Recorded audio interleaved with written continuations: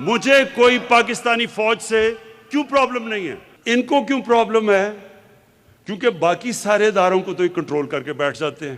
جن کا کام چیک اور بیلنس کرنا ہے وہ سارے ادارے کنٹرول کر لیتے ہیں. ایک ادارہ رہ جاتا ہے, اب ان کو پتا ہے کہ پاکستان ISI کو ساری ان کی چوری کا پتا ہے, اب اس کو کنٹرول کرنے کی کوشش ہوتی ہے اور ادھر لڑائی ہوتی ہے. اس لیے تو نواز شریف کی ہر آرمی چیف سے لڑائی ہو جاتی ہے, کیونکہ وہ اس کو پنجاب پولیس بنانا چاہتا ہے. نواز شریف کا اور اسد زرداری کا پرابلم فوج سے کیا تھا؟ ان کو فوج سے مسئلہ صرف ایک ہے, کیونکہ ان فوج کو ISI کو ان کی ساری چوریوں کا پتہ چل جاتا ہے.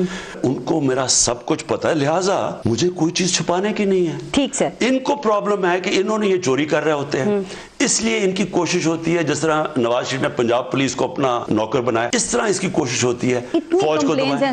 بڑی صاحب یہ بات وزیر اعظم پاکستان کر رہے تھے, خوب صاحب آپ نے کہا کامنٹ. میں صرف ایک کامنٹ آخر میں ایڈ کرنا چاہتا تھا کہ یہ جو ساری صورتحال ہے, اس میں جو مجھے نظر آ رہا ہے وہ کہ ہائیبرڈ رجیم کا جو پچھلے 3 سالوں سے ہمارے ہاں بڑا اس کو ٹاؤٹ کیا گیا, تو ہائیبرڈ رجیم کا یہ ایک فلا ہے کہ جس کے اندر آپ یہ تو کہہ سکتے ہیں اس کا جواز پیش کرنے کے لیے کہ جی سینٹر آف گریوٹی کوئی نہیں ہے, تو آپ کو نہیں پتا کہ آپ نے کس کے اوپر اٹیک کرنا ہے. لیکن اس ہائیبرڈ رجیم کا پھر ڈاؤن سائڈ یہ ہے کہ ہر شخص یہ سمجھنا شروع ہو جاتا ہے کہ باس میں ہوں. جب چین آف کمانڈ نہیں ہوتی تو پھر ہر شخص سمجھنا شروع ہو جاتا ہے, اور ابھی صورتحال ایگزیکٹلی یہی بنی ہوئی ہے کہ دونوں اطراف یہ سمجھ رہے ہیں کہ میرا اختیار تھا اور میں یہ کر سکتا تھا. بڑی صاحب آپ یہ معاملہ آپ نے دیکھ لیا, چلے سیاست کو ذرا سائڈ پہ رکھ لیں, غلطی ہے کیا؟ اب آبجیکٹیولی اس کو ذرا دیکھیے پہلی بات تو یہ کہ وہی جو مصطفیٰ بھائی نے بھی بات کی, اور کہ آئیڈیلی اس وقت یہ نہ حکومت کے حق میں ہے, نہ فوج کے حق میں ہے, نہ ہمارے ملک کے حق میں ہے. ہم اس وقت کن مسائل میں الجھے ہوئے ہیں, کون سے پرابلمز ہم پر پڑے ہوئے ہیں, کیا کچھ یعنی نہیں ہے. بارود ہے افغانستان ایک طرف, معیشت بارود ہے, تباہی پھری پڑی ہے. سٹاک ایکسچینج ان 3-4 دنوں میں 1300 پوائنٹ, ایک پوائنٹ پتہ نہیں 17 کروڑ کے کتنے کو ہوتا ہے, اربوں ڈوب گئے اس غیر یقینی صورتحال میں. پہلی بات. دوسری بات وہ انلائٹن وہ جو آج کل ہے کہ عدلیہ ہو گیا تھا, میڈیا سے بھی ہو گیا تھا, نیب سے بھی ہو گیا تھا, الیکشن کمیشن سے بھی ہو گیا تھا, FIA سے بھی ہو گیا تھا, اپوزیشن سے بھی ہو گیا تھا, اتحادی بھی ہو گئے تھے. تو ذرا حکومت نے کہا کہ ادھر بھی تھوڑا سا جمع تفریق ہم کر لیں.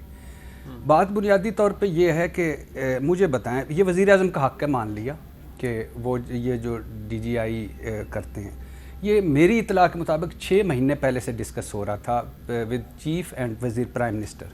پھر 2 دن پہلے جس دن یہ تبادلے ہوئے اس دن بھی وربلی ڈسکس ہوا.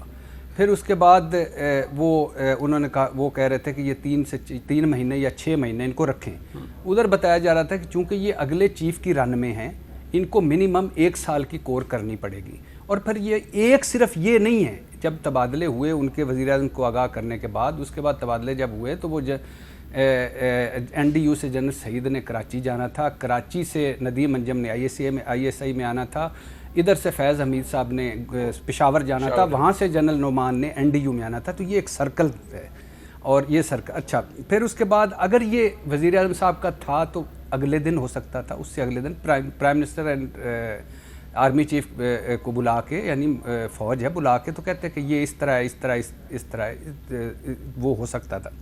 لیکن یہ پروسیجر مکمل پروسیجر ہو رہا ہے, اور مجھے ابھی جو ہماری اطلاعات ہیں اس کے مطابق یہی ہے کہ 1-2 دن میں یہ حل ہو جائے گا, اور اللہ کرے حل ہو جائے. لیکن وزیر اعظم صاحب نے, میں پوچھنا چاہتا ہوں, آپ ساروں کے سامنے سوال رکھنا چاہتا ہوں کہ وزیر اعظم سے نے 3 سالوں میں کون سا ایک ایسا فیصلہ کیا ہے کہ جس کو ایک چھوٹے سے چیز کو انہوں نے بحران نہ بنا دیا ہو.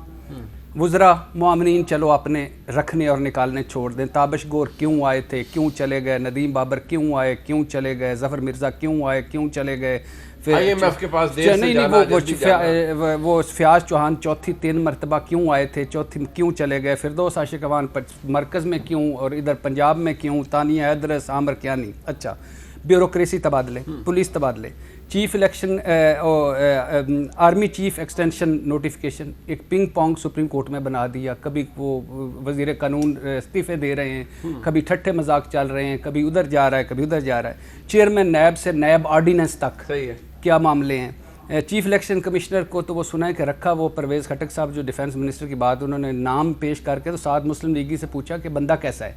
تو اچھا, وہ چیف الیکشن کمیشن سے رکھنے سے نکالنے تک آصف کھوسہ سے فائز عیسیٰ تک، اور ناصر درانی سے جہانگیر ترین تک، اعظم سواتی سے زلفی بخاری تک، ایف آئی اے بشیر میمن پینشن بند کر دو، وہ چلا گیا، ریٹائر ہو گیا، اس سے واجد ضیاء تک، بی آر ٹی مطلب آپ کہتے ہیں ہر فیصلے کو غلط طریقے سے بی آر ٹی سے ممنوع فنڈنگ تک، ہم روس کے ساتھ ہیں یا امریکہ کے ساتھ، ہم ایران کے ساتھ ہیں یا سعودی عرب کے ساتھ، ہم مہاتیر محمد اردوان کے ساتھ ہیں یا شہزادہ محمد بن سلمان کے ساتھ ہیں، ٹھیک ہے، یا فرینچ صدر کا فون کا کیا معاملہ تھا، مودی تعریف کا کیا معاملہ تھا، بائیڈن ٹیلی فون کا کیا معاملہ تھا،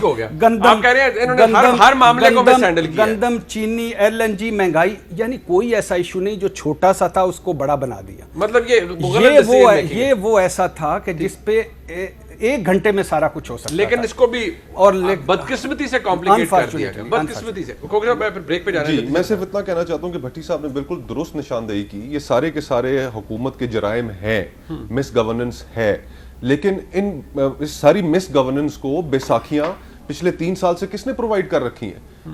یہ اگر اس طرح کی چیزیں اگر ہم سے سرزد ہوتی، آنے والے دسمبر میں پاکستان میں گیس نہیں ہے، جس طریقے سے اکانومی مینج ہو رہی ہے، جس طریقے سے فورن پالیسی مینج ہو رہی ہے، اگر کوئی بھی اور یہ خصوصاً اس طرح کے جو معاملات ہیں جس طرح یہ ہینڈل کر رہے ہیں، اگر ہم یہ کرتے تو ہمیں تو چوکوں میں لٹکا دیتے، ہمیں تو غدار اور پتہ نہیں کیا کیا سرٹیفکیٹ بانٹتے تھے. تو گزارش یہ ہے کہ ان 3 سالوں کی ذمہ داری بھٹی صاحب نے درست نشاندہی کی ان تمام مسائل کی. تو آج ہم کم از کم ہمیں یہ نہ ان کے جرائم ضرور گنوائے جائیں، بتایا جائے، لیکن ساتھ یہ بھی بتایا جائے کہ ان کو یہ ساری چیزیں بیساکھیاں جب فراہم کی گئی، میڈیا کا گلا گھونٹا گیا کہ میڈیا یہ تنقید نہ کر سکے. ٹھیک ہے، تو یہ ساری چیزیں بھی جو ہیں ان کے پھر بھٹی صاحب بھٹی صاحب بریک لے لو، میں واپس آتا ہوں. زبیر صاحب بھی انتظار کر رہے ہیں، ڈار صاحب بریک کے بعد جائے گا.